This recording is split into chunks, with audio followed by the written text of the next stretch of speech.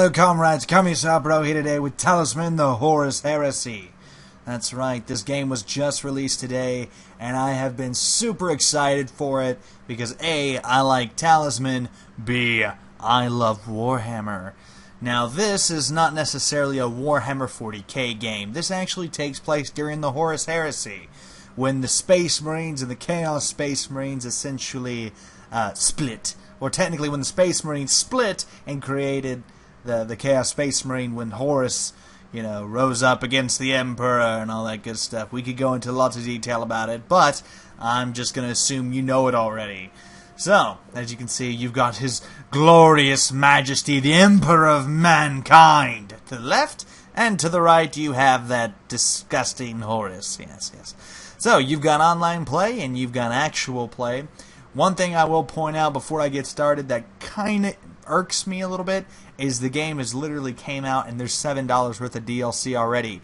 Now, it's completely optional, and I mean, and Talisman did this too. Keep this in mind. Not just this game, but Talisman, the basic version did this as well, where there's just a frick ton of DLC. Like, it's redonkulous how much DLC there actually is. But again, that's aside the point. Let's take a look at the game, and hopefully I can explain it as quickly as possible, because it's a very long game. My first game just took me about 2 to 3 hours almost to play, and that's after I had it at max speed. So I'm probably just going to give you a basic introduction to how the game works, and hopefully that'll be enough for you guys. But anyway, so here we go. We have a screen here where we can actually select who we want to play as.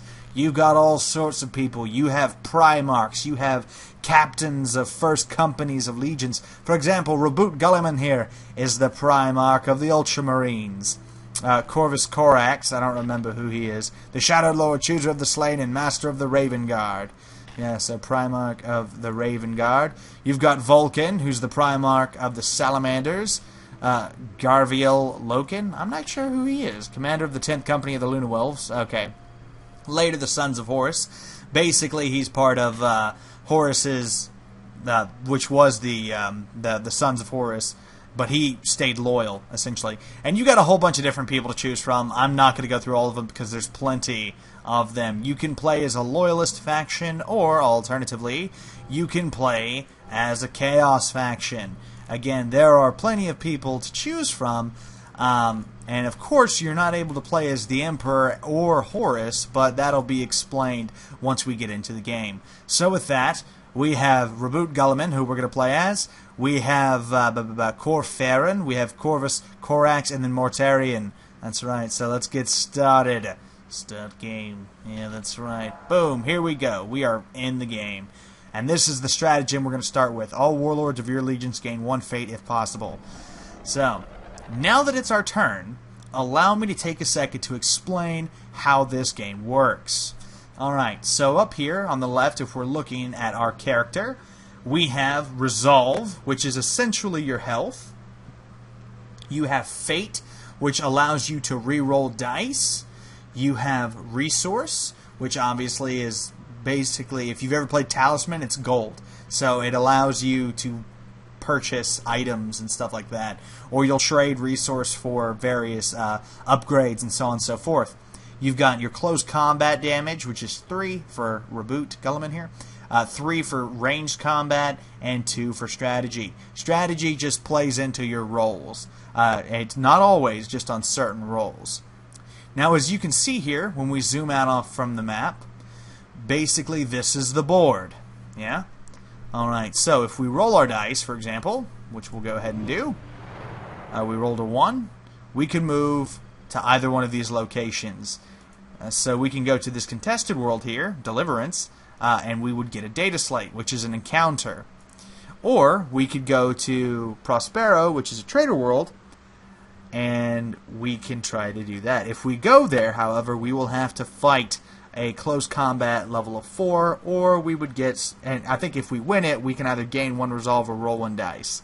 But if we were part of the Traitor Legions, we would gain 1 fate and roll 1 dice and move on. But so we're going to go this way. We're going to go towards Deliverance and see what data slate we uncover.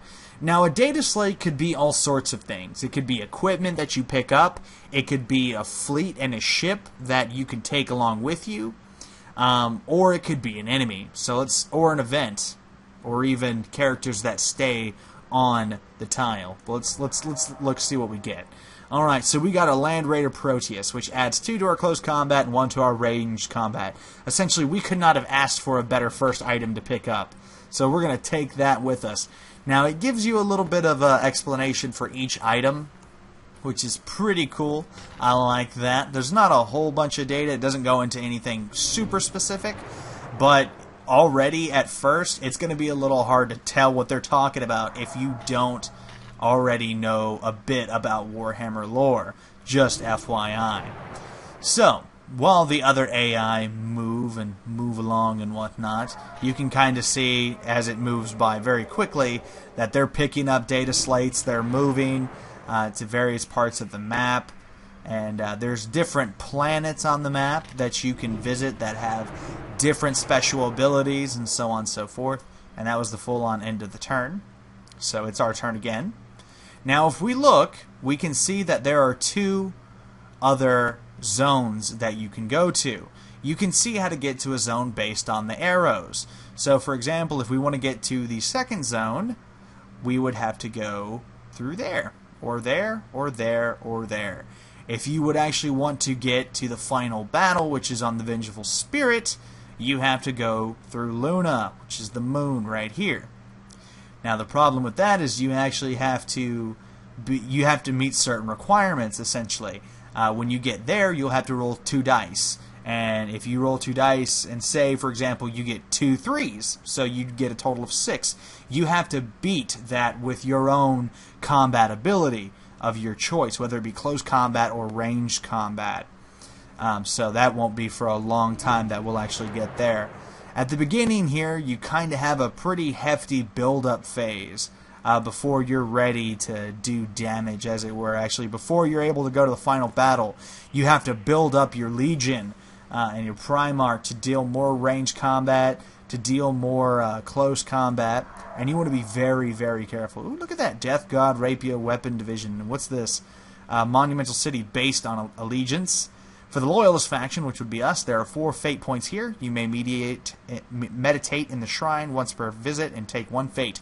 When all 4 fate have been taken, the shrine disappears.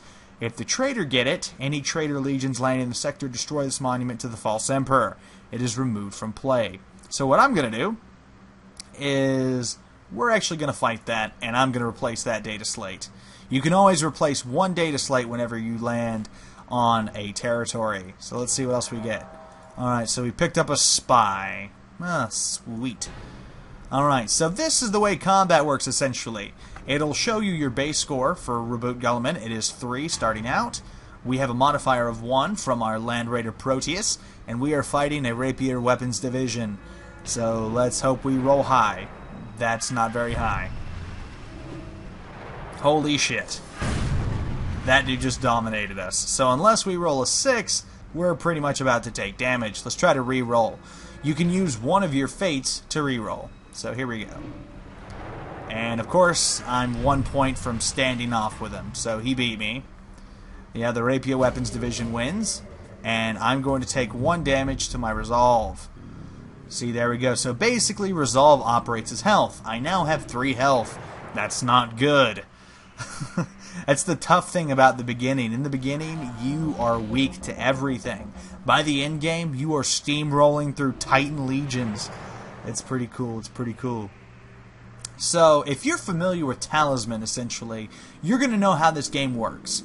And it is pretty much just Warhammer 40,000 on a Talisman board. And it works. I like it.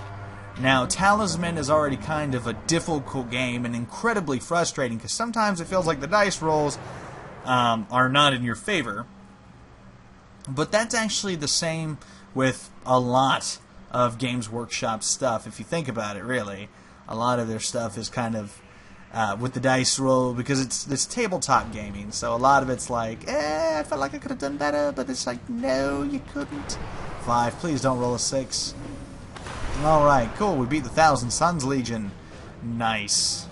So one of the last things I want to hit on before I end this video today is you actually have experience in this game based on your close combat and your ranged combat. So the more engagements that you fight in, you actually gain experience. You get experience based on the combat level of the enemy you're fighting. So for example, if you find a level 7, you get 7 combat experience.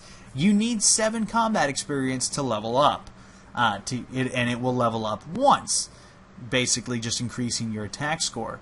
You can also increase your attack score by picking up equipment, by picking up like army units, essentially. So in this case, I'll find Space Marine legions and companies and so on as I travel around the map.